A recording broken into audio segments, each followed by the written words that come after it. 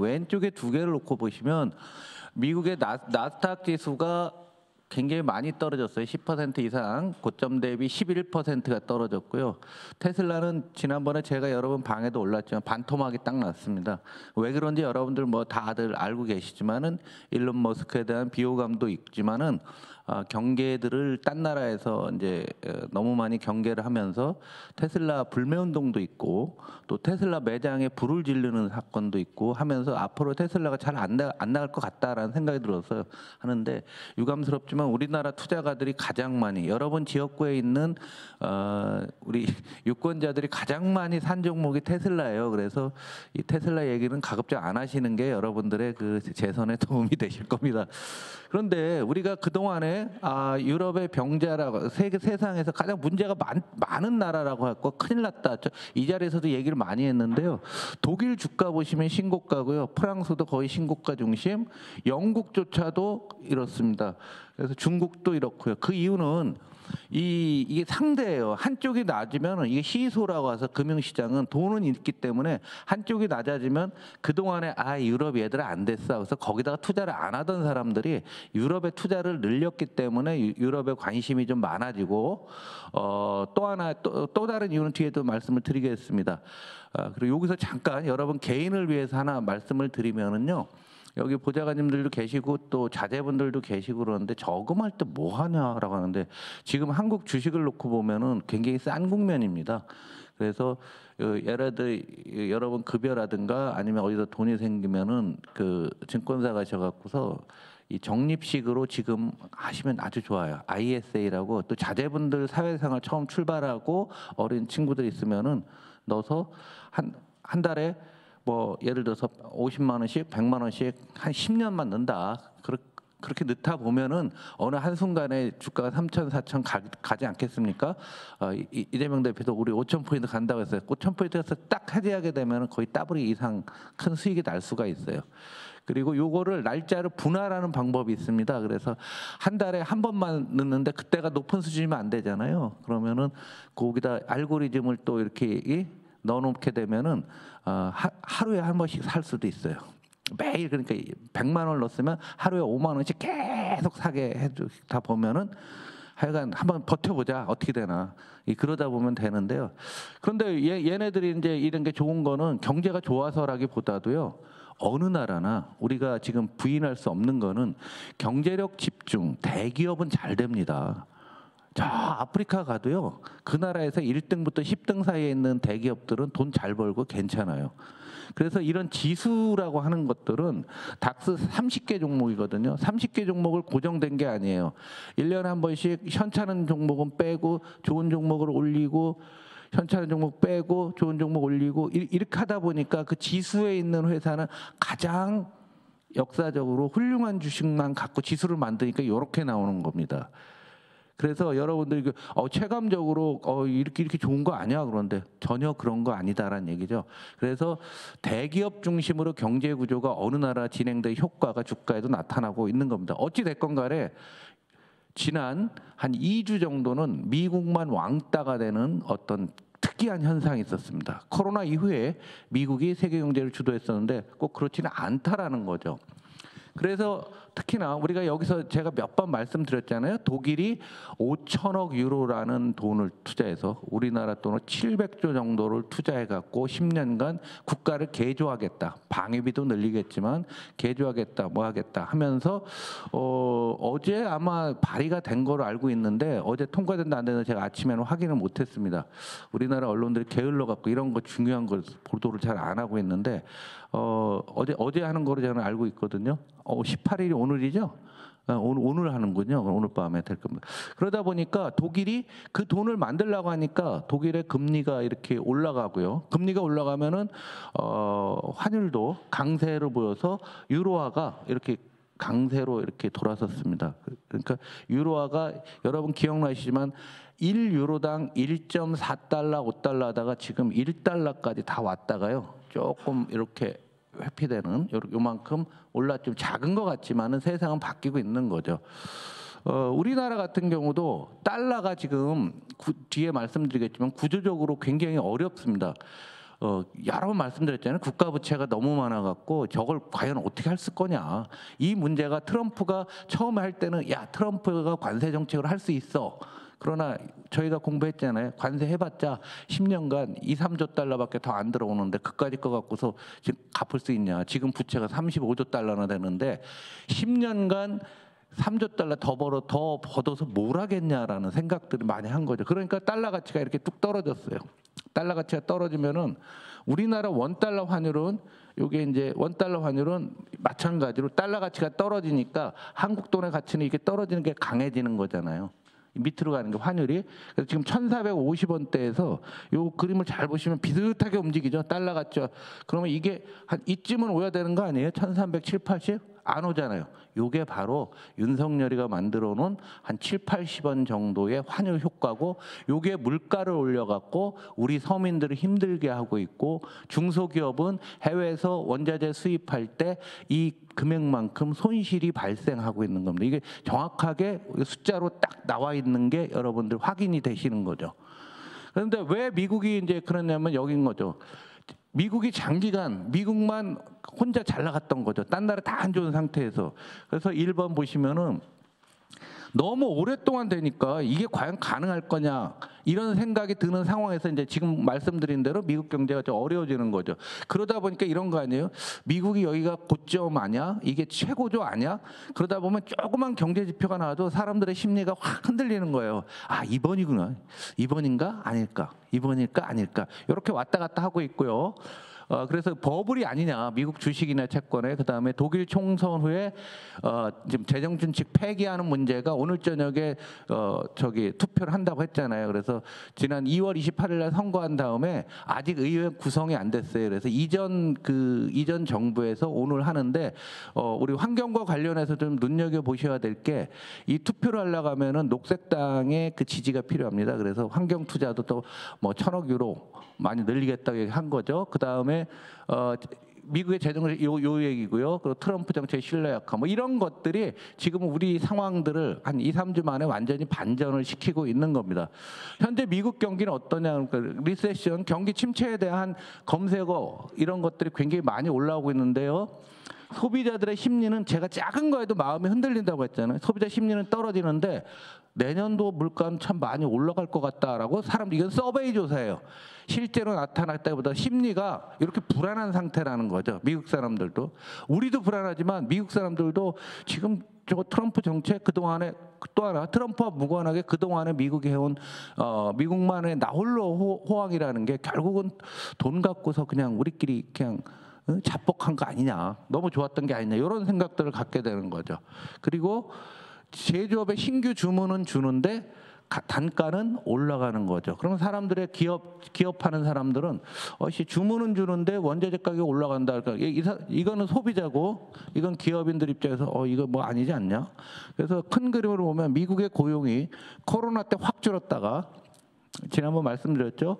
15%가 한 방에 40일 만에 잘랐어요. 이게 신자유주의가 얼마나 무서운지 보면 잘랐다가 코로나 끝나면서 여기서 재정을 엄청나게 투여해 놓으니까 쭉 올라갔는데 코로나에 의한 고용이 대충 끝나가는 거 아니냐. 대충 끝나가면은 지금부터 낮아야 될 텐데. 그런데 2000년부터 잘 보시면은 미국에서 구인과 공급인데요. 구인은 뭐냐면은 기업이 우리 사람 얼마나 필요해요. 그래서 일자리가 얼마 같냐. 이게 플러스가 나온다는 얘기는 임금이 올라간다는 얘기죠. 그 이전에 임금이 잘 안 올랐던 거죠. 근데 임금이 올랐다가 지금 거의 한계 온 게 아닌가 해서 미국 경제에 대해서 상당한 불안감들이 많아지고 있는 게 사실입니다. 더군다나 지금 달러 가치에 대한 얘기들을 오늘 주로 많이 할 텐데요. 1월 달 제가 말씀드린 통계가 나왔습니다. 무역 수지가 얘네가 1월 달에 1,314억 이렇게 수입이 이렇게 늘었죠.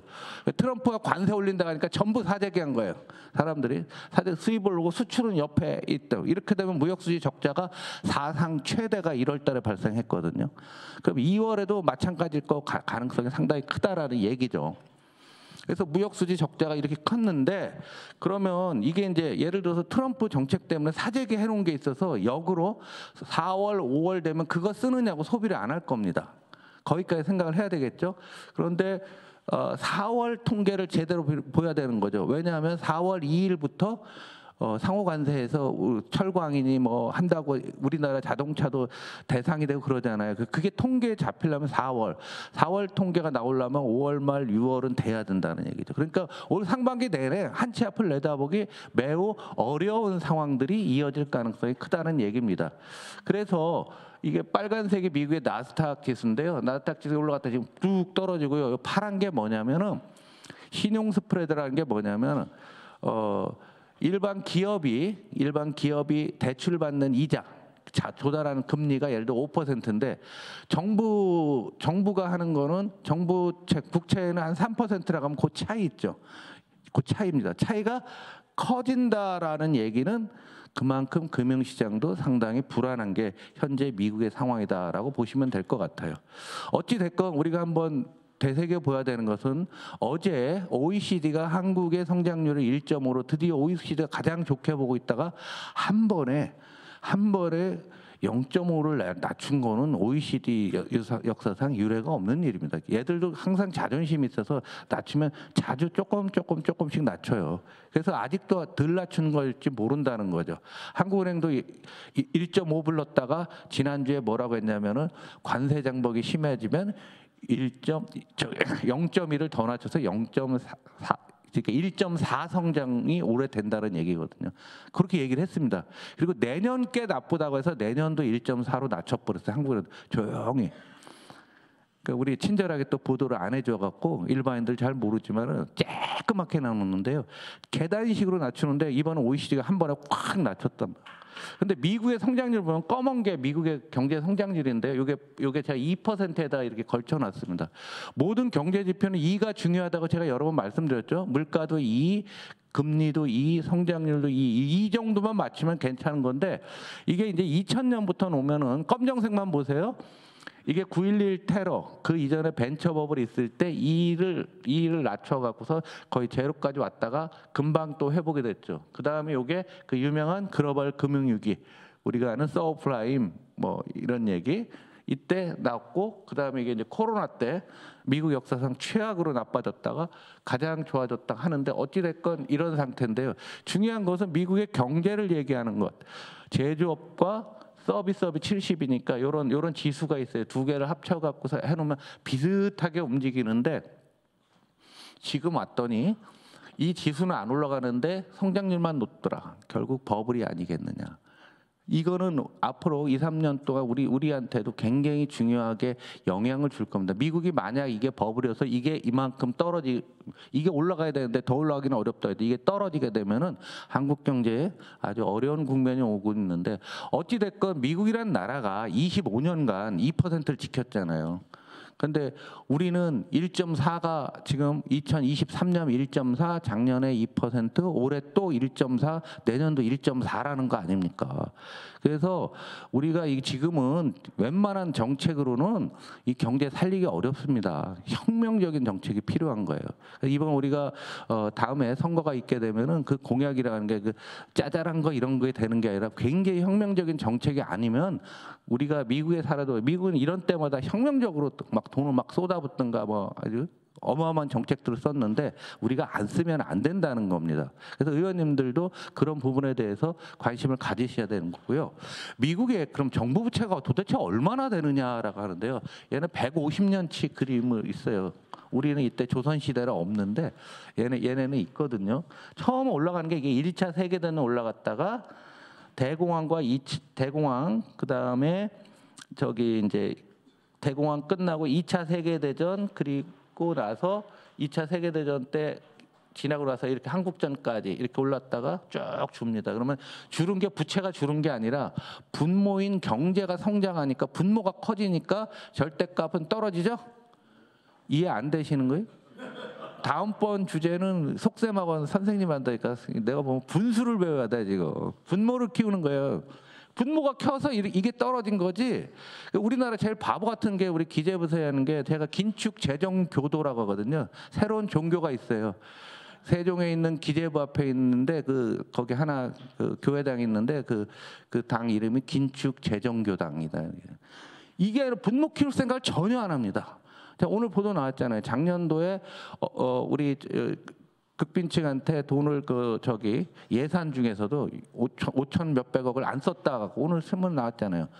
안 쓰는 있는 돈조차도 안 씁니다. 그러니까 이 사람들은 이런 거 볼 때 분목 키울 생각을 전혀 안 하는 거예요. 그리고 오다가 여기가 이제 쭉 오다가 보면은 2010 이게 글로벌 금융위기입니다. 글로벌 금융위기가 한국은 금방 지나갔지만 그 이후부터 미국은 더 이상 생존율이 계속 올라가고 있는 거고요.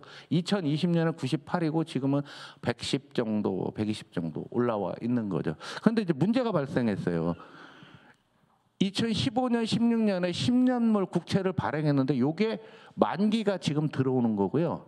코로나 때 5년물 발행을 금리 보세요. 0.5로 했는데 지금 미국 10년물이 4.6 정도, 4.5, 4.6 하잖아요. 요즘 떨어져서 4.3. 이 금리 차만큼 미국 부담이 굉장히 커지는 겁니다. 그런데 이때 발행한 것들이 이제 만기가 오니까 이렇게 밑으로 간 거니까 갚으면 위로 새로 발행해야 되는데 당연히 여러분이 봐도 이만큼 발행을 더 해야 될 거 아니에요. 누가 사줘야 될 거 아니에요. 그런데 미국 보니까 별로 안 살 것 같잖아요. 옛날하고 틀린 게 중국 사줘야, 옛날엔 중국이나 중동이나 이런 데 샀는데 중동이나 중국 애들이 지네 위안화로 그냥 다 하고 있잖아요. 미국 왕따 시키고 유럽 애들도 내가 이렇게까지 해야 돼? 이런 생각들 했을 때 과연 미국이 될까라는 생각들이 원래 잠재고 있던 건데 이건 항상 있던 거예요. 10년 전, 20년 전부터 이 문제가 있었는데 지금 나타난 거죠. 그래서 미국이 패권이라는 게 달러 스마일 이론이라는 게 있어요. 경기가 나쁠 때는 전 세계가 불황이 오면 가장 안전자산이 뭐야? 안전한 게 달러지. 그래서 이제 달러를 사고요. 경기가 좋으면 2% 계속 미국이 좋으니까 또 달러를 좋아하는 거예요. 어정쩡할 때, 경기가 어정쩡할 때만 약세가 되는데 지금은 냉탕 온탕을 왔다 갔다 하다 보니까 달러만 갖고서 있던 거예요. 이게 달러 스마일 곡선이랍니다. 이렇게 하면 웃으면은 입꼬리가 이렇게 올라가죠. 이렇게 양 사이드가 좋은 거예요. 세상에 이런 게 어디 있습니까? 이런 게 나빠도 달러, 좋아도 달러. 그런데 요새 금이 오르잖아. 그러니까 나쁘니까 이게 예상하는데 아이씨 달러 이번은 아닌 것 같다. 금으로 가야 되는 거 아니야? 해서 금들을 사는 그 속마음의 깊은 마음 속에는 이 달러 스마일 곡선이라는 게 있어요. 다시 한번 이게 10년 전에 유행하던 미국 그 당시에도 유행하던 글로벌 불균형이라고 합니다. 신비로운 길이라는 것은 아버지 부시 대통령이 90년도에 그랬어요. 이 구도를 보고서 참 신비롭다. 그리고 부두 경제학이라서 부두 주술적인 경제학, 주술 경제학이라고 합니다. 왜냐하면 미국 이외의 국가, 한국에서 공산품이나 원자재를 수입했어요. 그러면은 미국은 달러를 줘야 되잖아요. 달러를 주게 되면은 이 나라는 다시 달러로 예금을 합니다. 우리나라 외환보유 다 달러잖아요. 그래서 이거 갖고서 운영하는 게 뭐예요? KIC라는 데도 있지만 어찌됐건 달러 기준이에요. 달러로 이용하니까 다시 미국으로 가죠. 그럼 미국 금융기관들이 그 돈을 모아서 다시 다른 나라에 투자하는 거죠. 그러니까 우리나라에 들어와 있는 미국 돈이라고 달러 자본이라고 해도 궁극적으로 보면 그게 중동 돈일 수도 있고 중국 돈일 수도 있고 우리 돈일 수도 있는 거예요. 그래서 이걸 보고 신비로운 길, 딴 말로 학문적으로는 글로벌 불균형, 글로벌 임밸런스라고는 용어를 쓰는데 이게 깨지는 거 아니겠냐, 이런 생각들을 하는 거죠. 예? 신비롭죠. 이거랑 이제 이거랑 두 가지 보면 신비로운 건데 이것을 유지할 수 있냐 없냐가 지금 미국의 운명과처럼 있는 거예요. 그래서 어떻게 될 것 같냐 모르겠습니다. 왜? 워낙 펀치력이 있는 애거든요. 그리고 예측이 불가능하지 않습니까? 그래서 이건 계속 존재했는데 시간이 가면 갈수록 더 어려워지는 게 현재의 상황인 거죠. 그래서 중국이 시간을 벌면 이 시스템은 깨질 수 있다라고 보고서 중국은 버티기 하는 거고요. 버티다 보면 누가 이길래 그러면은 중국 애들은 자신들이 이길 수 있다라고 생각을 하는 거고 미국은 아니야. 그 전에 너네가 다 무너지면은 미국이 모든 걸 가질 수 있다. 이 정도의 논의가 지금 막 진행되고 있어요. 자세한 내용은 수축사회 2에 홍성국 저 책에 다 써 있는데 다 보셨죠? 네. 그래서 이게 이제 최악의 상황에 이런 논의도 있어요.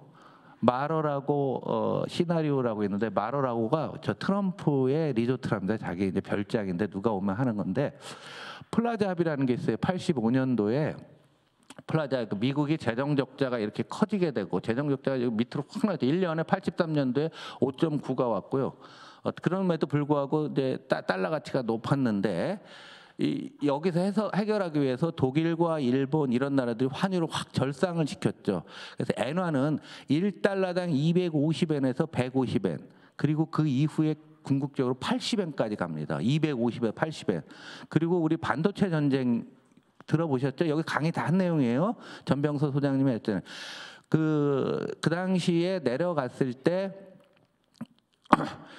80엔까지 내려가고 동시에 반도체 전쟁까지 일본을 다 작사를 내버렸던 거죠. 그런데 독일은 풀어줬어요. 왜냐하면 89년도에 독일 통일이 있었죠. 그래서 독일이 나 못해 버티고 그리고 90년부터 유로화를 쓰게 되면서 이게 위험해야 되는데 일본이 가장 큰 피해를 입었었죠. 그런데 마러라고 해서 여기서 이 얘기를 트럼프 친한 애들이 계속 얘기를 하고 있어요.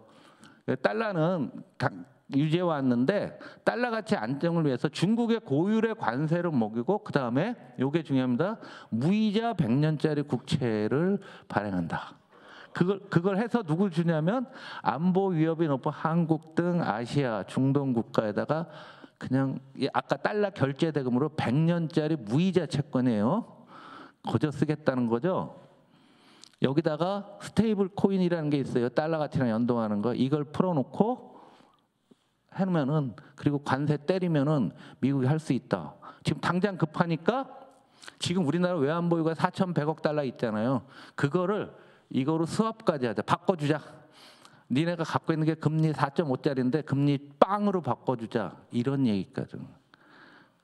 그래서 이게 지금 이렇게 되면 큰일 나죠. 진짜로.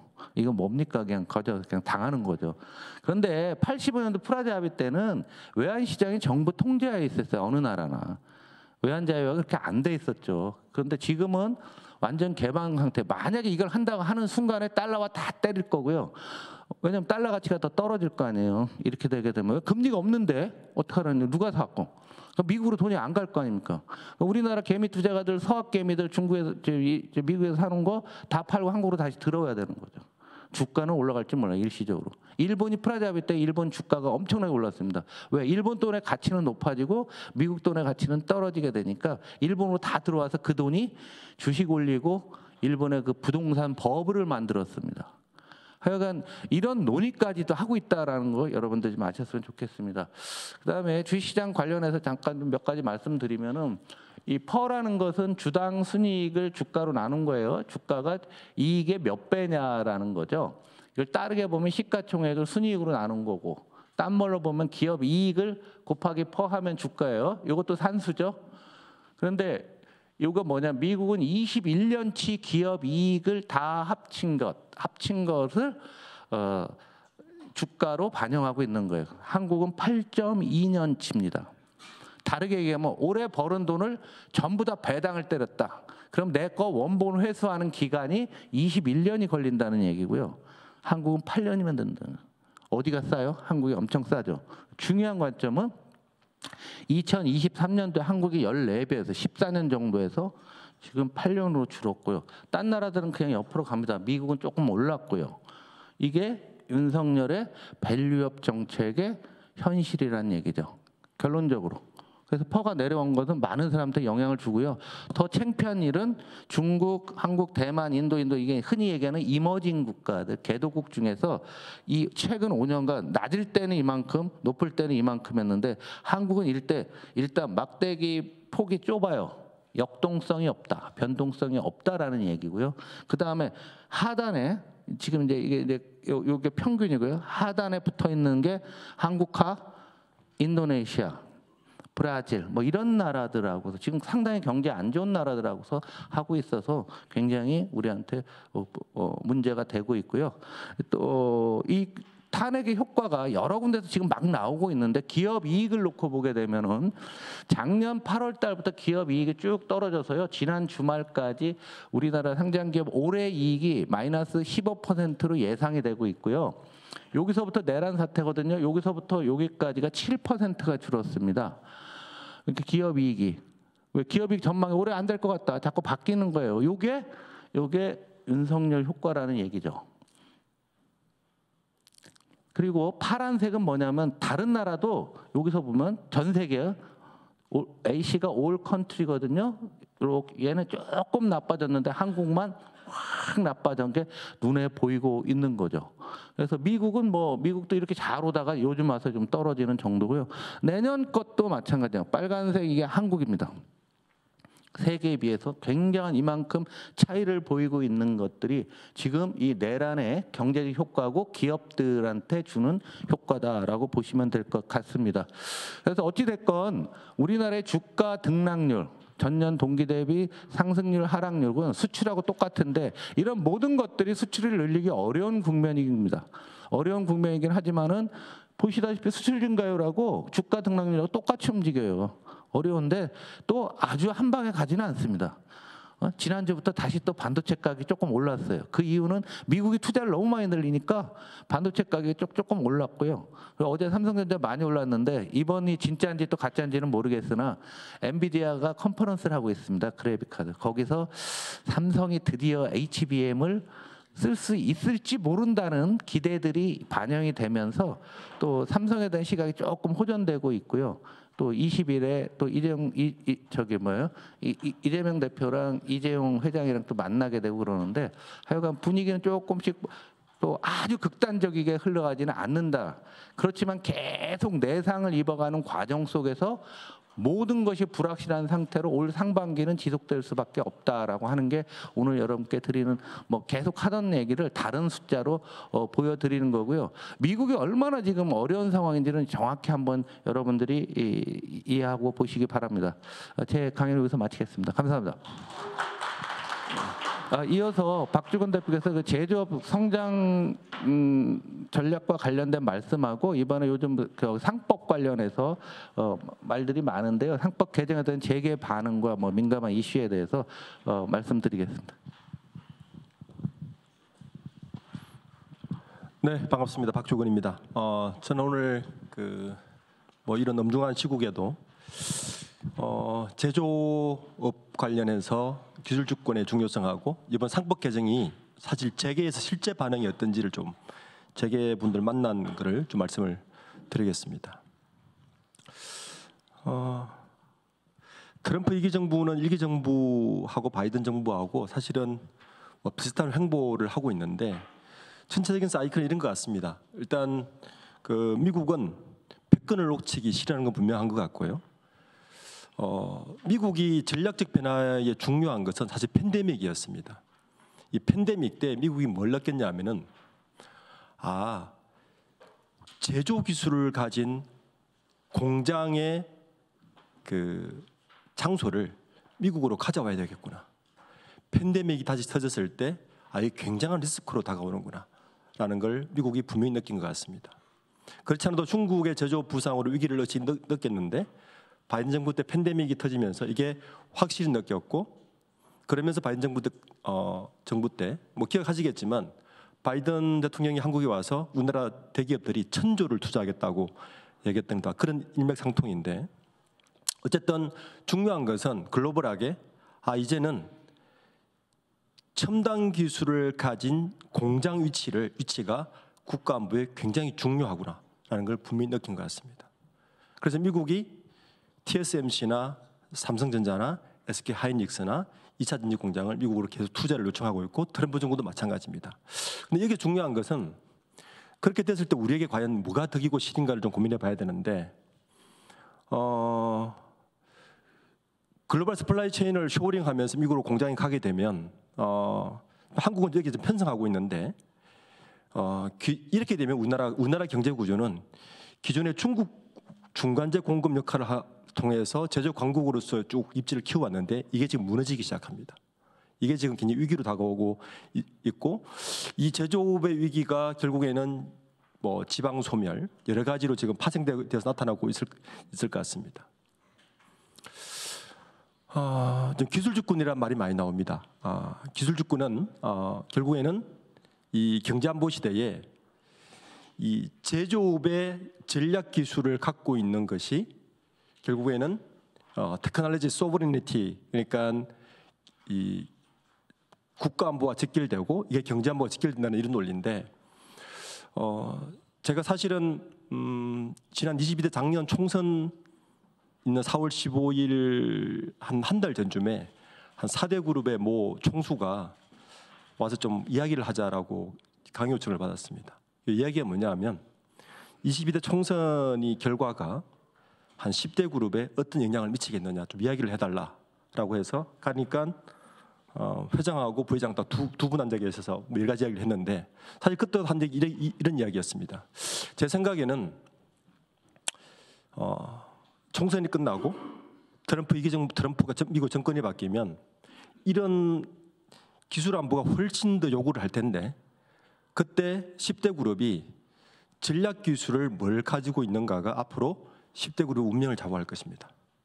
삼성은 반도체, SK도 반도체, 뭐 이런 식으로 그런 전략들을 좀 짜야 할 것입니다라고 이야기하던 기억이 있습니다. 어쨌든 기술 주권은 앞으로 굉장히 중요할 거고, 더 중요한 것은 첨단 기술 공장을 국내에 두어야 된다는 겁니다. 지금 미국의 관세 때문에 계속 미국의 공장을 짓는 것에 대해서 고민을 하는 기업들에게 저는 이야기를 합니다. 가능하면 공장을 투자 안 하는 게 좋겠다. 앞으로 이게 훨씬 중요해질 것이다. 라고 이야기를 하고 있습니다. 수치로 보면 우리나라의 제조업 경쟁력은 그렇게 나쁘진 않습니다. 지지난해 기준으로 4등입니다. 그러니까 1위가 독일이고 2위가 차이나고 3위가 아일랜드고 4위가 우리나라인데, 여기 중요한 건 OECD 국가 중에서 제조업의 경제 비중이 가장 높은 국가가 이 아일랜드고요. 그 다음이 우리나라입니다. 그러니까 우리나라는 독일하고 일본보다 제조업 경제 비중이 훨씬 높습니다. 그러니까 실제로 일본 경제하고도 우리나라하고 다릅니다. 우리나라의 경우에는 제조업의 GDP 비중이 무너지면 사실 경제 전체 인프라가 다 무너지는 구조를 갖고 있는데, 그런데 이 아일랜드하고 차이가 뭐냐면요, 아일랜드는 그나마 첨단 기술하고 딴 쪽을 가지고 있는데, 우리나라의 이 4등은 사실 굉장히 위험스러운 게 제조업의 모든 많은 부분들이 중국과 중첩되어 있다는 것이 가장 위험스러운 부분입니다. 그러니까 지금처럼 미국이 패권 전쟁으로 미국 쪽으로 첨단 기술을 가서 미국 쪽에서 이런 얘기를 하죠. 그럼 우리가 우리 기술을 줄게, 우리의 기술을 제휴를 하자, 이런 얘기를 하는데, 그런 식으로 미국의 이야기를 들어서 미국으로 공장을 옮기는 순간 사실은 중국과 중첩되어 있는 이 제조 강국은 훨씬 더 빠른 속도로 붕괴될 가능성이 높습니다. 실제 보면 우리나라의 GDP 비중은 27%고요. 27%고, 여기서 보아야 될 수치 중에 하나는 첨단 기술 쪽의 제조 비중이 이렇게 높지 않다는 게 우리나라의 단점이고, 두 번째는 많은 부분들이 중국과 굉장히 중첩되어 있다는 게 우리나라 제조업의 가장 큰 단점입니다. 지금 우리나라의 제조업이나 경제 구조는 대부분 저런 구조를 가지고 있죠. 먼저 도입을 하고 벤치마킹을 해서 좀 개량을 해서 자체 개발을 시켜서 외국에 파는 요 경제 구조의 모델을 가지고 있는데, 현재로 보면 요 모델은 분명히 한계가 분명히 있는 것 같습니다. 특히 보면 우리나라가 제조 강국이긴 한데 이 수치를 보면 여러 가지로 중국이나 독일이나 미국에 비해서 낮습니다. 그 중에 많이 낮은 부분 중에 하나가 1인당 부가가치 비율, 그리고 세계 1위 품목에서 다른 비슷한 제조 강국에 비해서 굉장히 낮은 수치를 보이고 있습니다.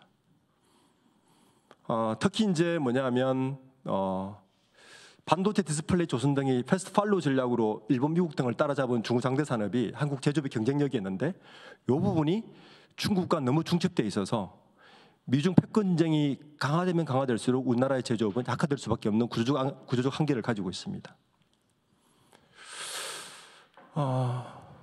지금 많은 전문가들은 우리에게 남은 제조 강국의 마지막 시한은 약 5년으로 보고 있습니다. 그러니까 2030년이 요 5년의 시간을 놓치면 사실은 되돌이킬 수 없을 만큼 제조 강국으로 돌아갈 수 있는 시한은 정해져 있다고 이야기를 하고 있고요. 중국은 현재 그 총 생산량의 31%를 차지하고 있는데 한국은 중국과 다르게 좁은 내수 시장으로 인해서 수출과 제조업 주도로 경제를 갈 수밖에 없는 상황이죠. 따라서 중국과의 경쟁 격돌은 한국에서 피할 수 있는 숙명입니다.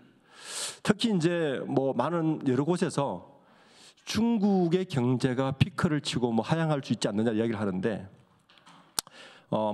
다른 쪽에서는 특히 영국 파이낸스 타임스 같은 경우에는 중국은 아직 피크를 치지 않았다. 중국은 계속 갈 것이다라고 여전히 얘기하고 있어서 지금 같은 미중 패권 전쟁에서 우리가 과연 미국에만 의존하고 이 경제 구조를 가는 게 맞느냐에 대한 대물음을 한번 던져봐야 되는 그런 상황인 것 같습니다.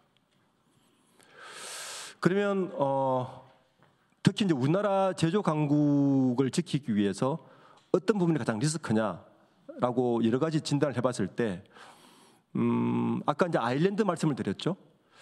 한국은 GDP 대비 제조 비중이 OECD 내 1위가 아일랜드고 2위가 우리나라인데 노동 생산성을 보면 한국은 지금 노동 생산성이 뭐 칠레, 그리스, 멕시코 다음 정도 수준을 가 있습니다.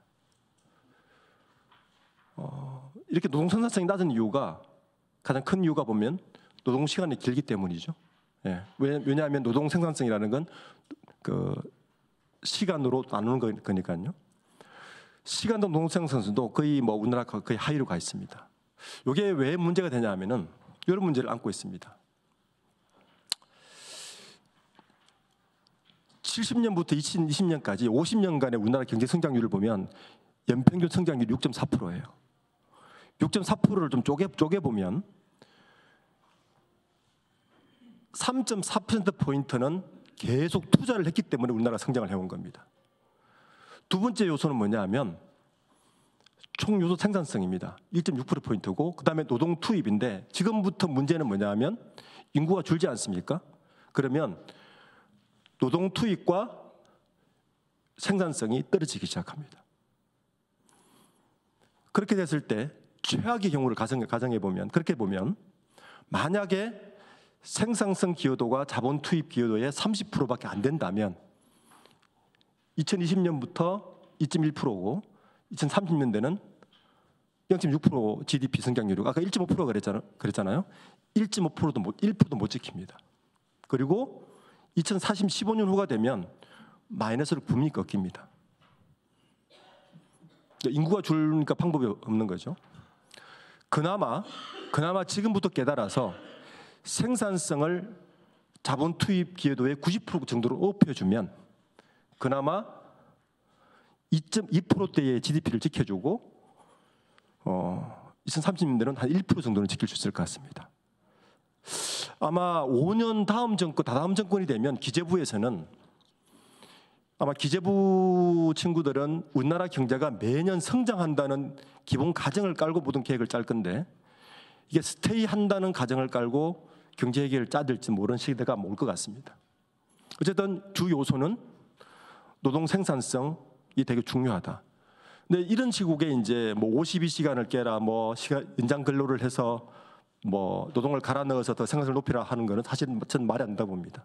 지금의 정책의 주안점은 지금과 같은 집약된 노동 시간에 어떻게 해서 생산성을 높일까가 핵심이 돼야 됩니다. 그나마 그렇게 했을 때 시나리오 2로 갈 수 있는 제조 강국도 지키고 기술도 올릴 수 있는 강국으로 갈 수 있을 걸로 예상되고 있습니다. 독일이 요즘 되게 안 좋잖아요. 독일이.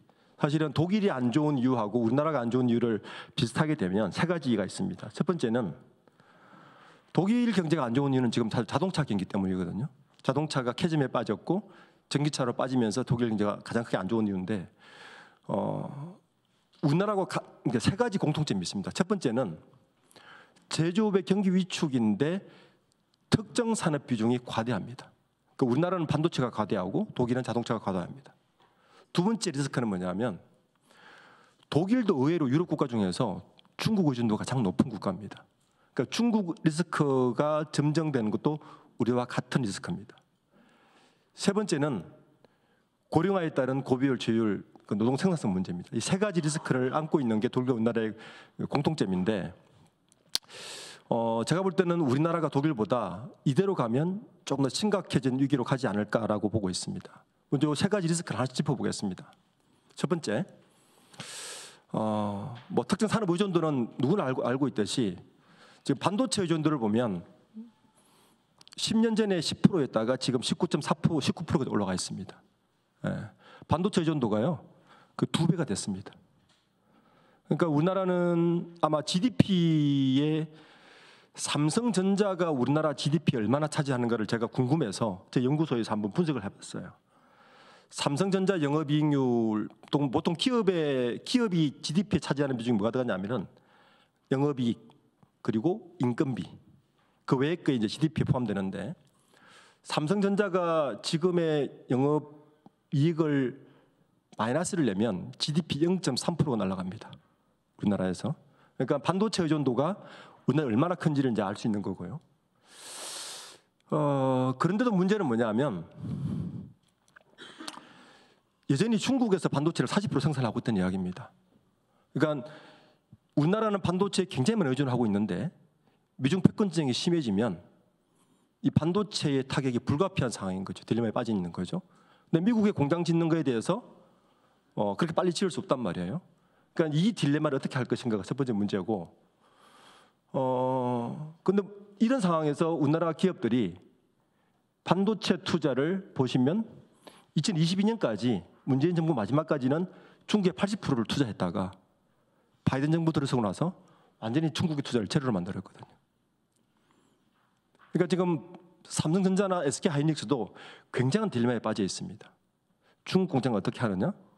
뭐 이런 자기 기업들은 이런 이야기인데, 국가에서 보면, 국가 차원에서 보면 이 반도체 의존도를 어떻게 경착륙을 시키느냐가 아마 큰 과제가 될 겁니다. 아니면 반도체 같은 품목을 하나 더 만들든지, 방법은 두 가지밖에 없을 것 같습니다. 두 번째는 그 인재의 이야기인데요. 이게 그 학력고사 우리나라 순위입니다. 이걸 왜 들고 왔느냐? 기억하시겠지만 학력고사, 저도 학력고사 마지막 세대쯤 되는데, 학력고사 세대는 대부분 1등이 서울대 물리학과 이쪽을 갔죠. 공대가 주로 장을 했습니다. 그런데 IMF가 끝나고 나서부터 의예과가 탑 10을 모두 장악을 했습니다. 이게 어떤 이제 제조업과 연관이 있느냐? 보통 머리가 좋은 분들은요, 그 인재들은 사업을 많이 합니다. 남 밑에 있는 것도 있고 기술을 발전시키고 새로운 걸 계속 도전을 합니다. 실제 이분들이 재밌게도 서울대 8586 학번들입니다. 그러니까 85, 86년도에 서울대 컴퓨터공학과 들어가신 분들이 90년대 PC를 맞으면서 우리나라 IT 붐을 이끈 주역이 됐죠. 자, 이렇게 보면 이분들도 뭔가 사업을 해야 될 거 아닙니까? 그런데 의사들은 사업을 하지 않습니다. 실제 제가 현재 상장 바이오 기업 35개를 다 조사를 해봤더니 의사 출신은 8명밖에 안 있습니다. 대부분 이제 연봉요품, 피부과, 성형외과를 많이 가시니까요. 그러니까 현재 그 의대의 문제를 단순히 의사의 수 이런 문제보다는 저는 좀 산업 관점에서 봐야 되지 않느냐. 모든 이공계의 인재들을 의대가 다 지금 원래도 그렇지 않습니까? 블랙홀처럼 다 받아들이면 지금 우리나라의 제조업이나 기술을 지킬 수 있는 인재는 사실 전무합니다. 보통 요 타이밍 벨트가 대학교 입학하고 사업할 때까지 보통 15년, 20년이 걸린단 말이에요. 그러니까 지금 시작해도 우리나라 인재를 키우는 데는 앞으로 15년을 봐야 되니까 굉장히 사실 참담합니다. 세 번째는 제조업 종사 근로자 수의 급감입니다. 지금 우리나라 제조업 근로자 수가 굉장히 빨리 줄고 있고요. 이게 이제 지방 소멸과 딱 맞물려 있고 특히 문제가 뭐냐면 30세 이하 근로자가 급감하고 있습니다. 요즘 그 기업들 사보고서 들어가 보면요, 삼성전자도 지난해부터 50세 이상 직원 수가 30세 이하 직원 수를 앞지르기 시작했습니다. 우리나라 대기업 10개 대표 대기업들이요, 다 50세 이상 근로자의 수가 30세 이하 근로자를 모두 압도했습니다. 들어가지를 못합니다. 그러니까 뭐냐면 지금부터 우리가 우리나라 제조업이나 이런 기술들을 계속 드라이브를 걸더라도 앞으로 10년간은 쏟아붓기만 한다는 이야기입니다. 그러니까 인재도 없고 들어가서 일할 사람도 없습니다. 그래서 굉장히 좀 심각하고요. 이 현상은 아마 앞으로 좀 더 저는 진행될 것 같습니다.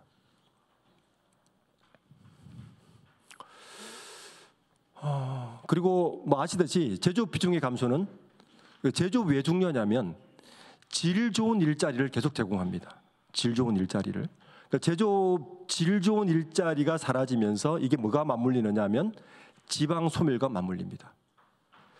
저희 연구소에서 지난해에 MZ세대, 그러니까 20세부터 39세까지 남녀 인구 이동을 약 10년간 분석을 해봤는데 가장 많이 빠져나간 지역이 울산하고 부산이었습니다. 지역 경제가 소멸하는 것과 인구 이동이 아주 정확하게 일치합니다. 그러니까 이런 면에서 보면 이 제조업 비중의 감소를 어떻게 줄여야 될지가 뭐 제가 볼 때는 우리나라 경제 기반의 중요한 어떤 이슈가 돼야 될 것 같습니다.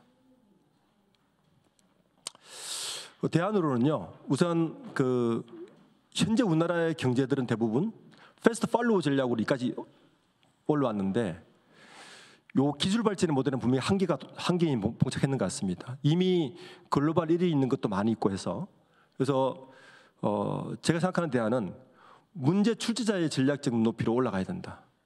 독창적 개념 설계를 위한 중장기 기술 개발로 하지 않으면 안 된다. 요즘 그 대표적인 데가 이런 것 같아요. 마카롱이라고 아시죠? 마카롱. 원래 프랑스 거지 않습니까? 요즘 프랑스 친구들이 마카롱 기술을 배우러 한국에 온답니다. 예. 그러니까 한국이 그런 나라예요. 그러니까 새로운 걸 가져오면 이 개념 설계를 다시 해서 다시 역수출하는 게 우리나라의 가장 큰 강점인데, 그런 강점들을 전략적으로 우리는 활용해야 된다. 두 번째는 이게 이제 현 정부가 미래 전략 기술이라고 밝힌 것들인데, 물론 좋은 이야기긴 한데 너무 현실성이 많이 떨어집니다. 예. 그러니까 실제적으로 보면 저기에서 우리가 도저히 따라갈 수 없는 몇 가지 기술들이 있죠. AI, 양자 컴퓨터, 이런 기술들은 실제로 격차를 따라잡기가 제가 볼 때는 현재 게임들이라면 불가능합니다. 그러니까 실제적으로 우리가 잘할 수 있는 것을 재정립해야 된다. 마지막으로 이제 그 재계분들이 하는 얘기 이렇습니다. 재계분들이 하는 얘기는 재계에서 만난 분들은 사실 제일 큰 고민이 주 4일 근무제 하면 도입되면 어떻게 하느냐. 첫 번째 고민이 이겁니다. 주 4일 근무제를 도입하면 어떻게 하느냐. 예. 뭐 당연히 제조업하시는 분들은 그렇게 하겠죠. 그래서 그분들이 내놓은 대안은 뭐냐면, 우리나라의 제조업은 개별 기술은 강한데 뭔가 좀 클러스터로 생태계를 만들어줄 필요가 있다. 그러니까 반도체도 사실은 우리나라가 굉장히 강한 것 같지만 어떻게 보면 되게 약합니다. 왜냐하면 메모리만 강하거든요. 메모리만. 그러니까 대만이 TSMC가 강한 이유는 사실 TSMC의 기술도 강하지만 뭐가 강하냐 하면 TSMC를 둘러싼 생태계가 굉장히 강합니다. 그러니까 설계, 그다음에 패키징, 이런 것들이 강해서 대만의 반도체가 강하거든요. 그러니까 우리나라도 제조업들이 요구하는 건 뭐냐면 생태계를 만들고 그 생태계를 스마트 제조 기술로 높이면 현재 그 제조 기술을 좀 시킬 수 있지 않을까라고 지금 많이 이야기를 하고 있습니다. 요 세 가지, 그러니까 저는 이 세 가지 그 대안 중에서 가장 중요한 건 인재에 대한 대안입니다. 인재, 기술을 어떻게 그 인재들을 가지고 올 것인가에 대한 이야기입니다. 그리고 마지막으로 제가 상법에 대해서 좀 말씀해 달라 그래서 말씀을 드리겠습니다. 이게 그 상법 개정 일주일 지나고 여론조사한 겁니다. 저기들에 보면 600대 상장사 회사를 대상으로 설문조사를 했고요. 112개 사과응답을 했는데 이번 상법 개정에서 뭘 가장 두려워하느냐라고 물었더니 원래 언론들은 지난주까지 언론들은 뭐라 얘기했냐면은 요것만 이야기했습니다. 배임이 두렵다. 이거 뭐 의사결정하면 다 소송 걸 텐데 경영하겠어? 이야기거든요. 근데 실제적으로 보면 뭘 두려워하고 있냐면은 의사결정 효율성 주주가 늘기 때문에 이거 좀 어려운 거 아니야? 라고 이야기를 하고, 근데 실제적으로 기업들이 가장 우려하는 거는 이 부분입니다. 투기자본 및 적대적 M&A에 대해서 되게 우려하고 있습니다. 사실 이번 상법하고는 별 문제도 없는데 이거는 이번에 재계가 가장 우려하는 법안은 사실 이거였거든요. 감사위원 분리 선임하고 집중투표제였거든요. 그러니까 집중투표제하고 감사위원 분리 선출을 요 법안이 통과되면 제가 시뮬레이션을 돌려봤거든요. 국내 한 100대 기업 가장 위험한 기업 주 SK입니다. 주 SK 같은 경우는 저게 통과되면 현재 주주 구성으로 보면 최태원 회장이 의결권을 내세울 수 있는 건 5% 불과합니다. 굉장히 위험스럽고요. 그러니까 아시듯이 제가 40%를 들고 있더라도 3% 룰 걸리죠. 그리고 주주가 우호 지분 갖고 있는 사람이 한정이 돼 있으니까 감사위원 분리 선출하고 집중투표제 도입되면 지배구조 흔들릴 기업 되게 많습니다. 사실 재계에서는 이걸 훨씬 두려워했는데 그나마 다행스러운 게 뭐 이 정도만 통과했다 정도 분위기, 실제적인 분위기는 그렇고 나머지 이야기들은 그냥 표면적 이야기인 것 같습니다. 재계에서는 제일 두려워하는 것은 사실 투기자본 M&A를 두려워하고 있고, 그리고 나머지 분 이야기는 실제 만나보면 우리나라 투자자들이 상식적인데 그렇게 막 소송하겠어 이런 이야기를 합니다. 근데 왜 그러면 재계가 이 감사위원 분리 선출하고 이쪽을 훨씬 우려스러워하느냐 이런 이야기입니다. 여기 이제 좀 역사를 거슬러 올라가 봐야 되는데요. 그러니까 우리나라 기업들의 태동이 전주의 기준으로 한번 제가 살펴봤어요. 전주 누가 전주였냐? 전주 기업의 실제 전주들의 입장에서 보면 기업은 이렇게 흘러온 것 같습니다. 해방 직후에 우리나라 기업들은 그 자본의 주인이 누구냐면은 원조 자본이었습니다. 우리나라 자본이 없었으니까요. 그렇게 기업이 태동됐습니다. 적산부라 원조 자본을 잘 받은 기업이 성공을 했습니다. 그렇게 되다가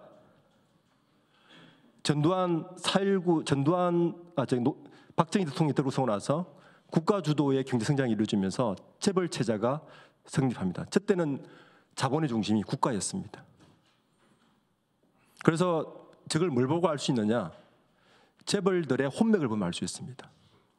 재벌들의 1세 1세들의 혼맥은 거의 80%가 정관계 혼맥입니다. 돈은 권력 냄새를 잘 맡거든요. 이렇게 이루어지다가 전두환 정권이 들어서고 나서 3제 현상으로 급성장을 하게 되죠. 이때부터 5대 그룹이 형성이 됐고 산업 독점 자본이 형성이 됩니다. 그리고 IMF가 끝나고 서브프라임이 끝나고 뭐가 들어오냐면은 금융 자본이 본격적으로 들어오기 시작합니다. 국가 통제도 좀 자유롭게 되는 거죠. 그리고 나서 지금 3세 정도 왔는데 이 친구들은 자본시장에 눈을 뜨기 시작합니다. 이제는 이런 거예요. 그전에 기업을 할 때는 국가 눈치 잘 보고 국가 자본 잘 이용하고 사업을 잘했고요. 그리고 나서 돈이 벌리니까 전두환 시대 때부터는 내 돈 가지고 내가 투자하면 됐어요. 그래서 순환 출자, 상호 출자 이런 걸로 자본을 활용해서 기업을 막 투자를 해주셨습니다. 그 한계가 언제 왔느냐? 저는 서브프라임 때 왔다 봅니다. 이때부터 더 글로벌화되면서 이제는 자기 자본 가지고 투자하는 것은 한계에 봉착한 거죠. 누구의 돈이 필요하냐? 자본시장의 돈이 필요했습니다. 그 자본시장으로 IPO를 하고 자본시장 눈을 돌려서 돈을 가져오기 시작하는데 자본은 이렇게 바뀌었는데 경영활동은 예전 방법 그대로였죠. 내 기업 내가 마음대로 하는데 왜 간섭이야 이거였죠. 그러니까 주주들이 가만히 있습니까? 투자를 했는데 당연히 간섭해야죠. 그게 사실 상법의 개정의 핵심이죠. 내가 투자했으면 간섭할 수 있지라는 게 상법 핵심이란 말이에요. 그러니까 그런데 문제는 뭐냐면 여전히 기업들의 자본 조금 조달 경로를 보면요, 우리나라 기업들은 아직까지 대부분 은행 대출이 대부분입니다. 80%입니다. 그러니까 직접 자본시장에서 자본 조달하는 거 20% 안팎이에요. 그러니까 안 바뀌죠. 여전히 우리 돈 가지고 투자하고 은행 대출해서 내가 사업하는데 내가 왜 주주의 말을 들어? 이렇게 생각하고 있는 건 당연한 그분들입니다. 그러니까 이번 상법 개정이 굉장히 딜레마에 빠진 거죠. 또 하나는 뭐냐면 지배구조하고 밀접한 관계가 있습니다. 이 2세에서 3세, 3세에서 4세로 경영권 승계를 하는데 자본시장을 이용해서 승계를 하고 싶어요. 대표적인 내가 한 예를 들어주면 하나그룹이죠. 이 하나그룹은 김성인 회장이 주 하나의 지분을 20% 들고 있는데 이 아들 삼형제가 주 하나의 지분 5%밖에 안 가지고 있어요. 그래서 어떤 기업을 키웠느냐? 한화에너지라는 비상장 산하를 만듭니다. 그래서 2010년 전에 삼성그룹하고 빅딜을 하면서 이 하나에너지를 만들어요. 이 하나에너지가 김동관, 김동선, 김동은 삼형제의 지분이 100%입니다. 근데 어떤 일을 했느냐? 한 2달 전에 요즘 하나오션 주가가 엄청 좋잖아요. 좋죠? 그리고 하나 에어로스페이스 주가 되게 좋잖아요. 하나그룹이 대우조선을 인수하면서 이 하나오션, 그러니까 대우조선의 지분을 하나 에어로스페이스가 다 갖고 온 게 아니고 일부러 하나에너지한테 5%, 하나에너지 밑에 있는 하나임팩트라는 기업에 5%를 줍니다. 그리고 그 지분을 하나 에어로스페이스가 언제 사들이느냐? 지난달에 사들입니다. 주가가 가장 높을 때 그 계열사 가지고 있는 오션 지분을 1조 2천을 주고 사들여요. 그럼 그 돈이 어디로 갑니까? 하나에너지로 가겠죠. 하나에너지가 8천억이 갔습니다. 삼형제 지분이 100%인 회사에. 그리고 나서 지금 지난주에 하나에너지를 상장한다고 해요. 만약에 상법이 적용됐으면요, 하나 에어로스페이스 주주들은 반대를 해야죠. 왜 가장 비쌀 때 주식을 사느냐는 거예요. 쌀 때 살 수 있는데. 그러니까 자본시장법은 왜 안 되냐 하면은 비상장사를 적용할 수가 없습니다. 하나에너지가 비상장사니까 자본시장법으로는 컨트롤이 안 돼요. 그러니까 상법이 통과됐으니까 아마 그게 이제 적용이 될 수 있는 거죠. 그러니까 상법의 통과는 이것도 중요하지만 경영권 승계에 있어서 비상장사를 활용하는 지배구조도 굉장히 중요한 역할을 할 겁니다. 그래서 마지막으로 재벌 아마 저는 제 생각에 이 상법 개정 후에 시장 지마 이렇게 갈 것 같습니다. 우선 자본의 변화가 일어날 것 같고요. 자본의 변화가. 왜냐하면 현재 기업들은 아마도 자본시장에 손을 더 내밀어야 되는 상황이 올 겁니다. 그래서 상법에 더 민감할 것 같고, 그래서 기존의 우리나라 자본이 가족 및 독점 자본, 은행 자본의 융합 형태였다면 이게 지주회사까지 왔고 그리고 3세 4세 내려가면서 경영권 승계로 가면서 일본식 대기업 구조 비슷하게 가지 않을까 저는 예상합니다. 그리고 나서 미국식 구조로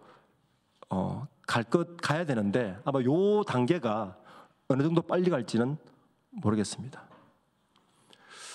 어쨌든 이번 상법 개정이 저는 실질적 견제가 가능하고 투명한 개혁 지배구조 개편에 좀 단초가 되지 않을까라고 생각하는데, 아마 뭐 이번에 이제 거부권 행사하면 또 드릴지 모르겠지만, 그래서 제 개의 반응은 첫 번째는 우려, 두 번째는 안도입니다.